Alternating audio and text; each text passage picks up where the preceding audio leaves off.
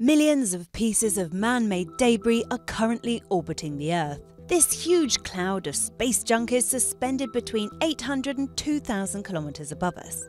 Since space exploration began in 1957, fragments from more than 5,000 space launches and 290 orbital explosions have been accumulating.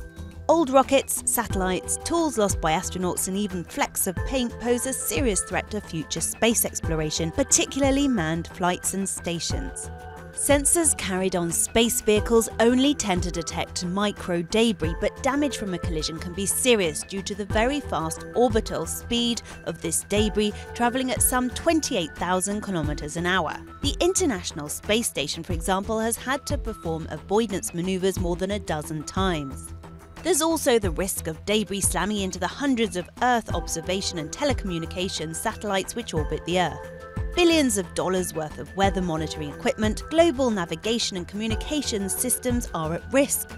The big fear is of a collision occurring and triggering a chain reaction known as the Kessler syndrome. Thousands of pieces of debris measuring more than 10 centimeters and sometimes as big as a bus are currently being tracked and followed from Earth by radars and telescopes. Space agencies have guidelines in place on how to deal with potential collision threats, but as yet no viable method exists for debris removal.